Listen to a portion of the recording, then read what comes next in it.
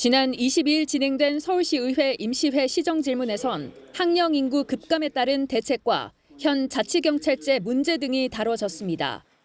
국민의힘 소속 송경택 의원은 출범한 지 3년이 된 자치경찰제가 무늬만 자치경찰로 운영되고 있다고 질타했습니다.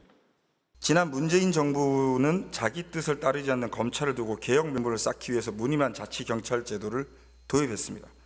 그에 따른 혜택은 경찰이 가져가고 그로 인한 비용은 시민이 고스란히 부담하는 실정입니다. 오세훈 서울시장은 자치경찰제 폐지도 고려해야 한다고 말했습니다. 인사권도 없고 조직권도 없고 지휘권도 없는 상태에서 자치경찰제를 운영하겠다고 표방하는 것은 매우 위선적이라고 생각합니다. 이원화를 해서 국가경찰과 지방경찰을 완전히 분리하든지 아니면 원래 원상태로 복귀를 시켜서 이 무늬만 자치경찰을 하고 있는 것을 아예 폐지하든지 둘 중에 하나 양단 간에 결정을 해야 된다.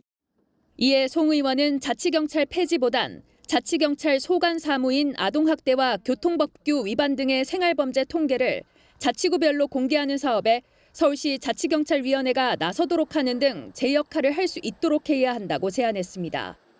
시정 질문에선 또 학령 인구 감소에 따른 대책 마련을 요구하는 목소리도 이어졌습니다. 적절한 학급의 규모를 보면 이제 25에서 36학급이 적당하다고 생각을 합니다. 근데 지금 저희 608교 중에서 251교는 이제 숫자가 이제 24학급 미만이거든요. 한 학년에 반이 3개, 4개밖에 안 된다는 얘기거든요. 예. 아이들이 관계성을 맺거나 이런 부분들이 잘 일어나지 않을 것 같은데. 2035년 대비에 적정 학교를 이제 조정하기 위한 그런 준비 작업도 지금 하고 있습니다. 가장 핵심적인 문제는 이제 통폐합을 어떻게 할 거냐 하는 문제가 됩니다. 근데 초등학교는 한 학년에 한 2, 3명 정도는 있으면 좋겠다. 중학교는 한 4학급 최소, 한 4학급, 5학급, 6학급 정도 있으면 좋겠다.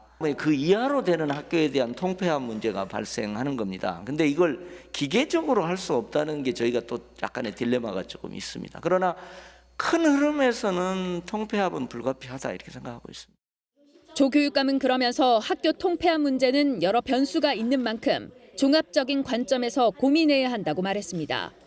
또 학생 수가 적더라도 학교를 유지할 수 있는 곳은 유지하는 것도 또 다른 가치라며 그 부분도 고민하고 있다고 덧붙였습니다. 시정 질문에선 또 서울시의 노동이사제가 사실상 방치되고 있다는 지적과 다음 달 말로 서울시의 지원이 끊기는 TBS를 어떻게 할 것인가에 대한 질문도 오갔습니다. 오세훈 시장은 자신의 입장과 지금 서울시 의회 입장은 좀 많이 다르다면서 방법이 있다면 TBS 지원을 연장해야 한다고 생각한다고 밝혔습니다. 올해 들어 두 번째로 열리고 있는 서울시의회 임시회는 다음 달 3일까지 이어지며 모두 131건의 안건을 심의 의결할 예정입니다. TBS 이민정입니다.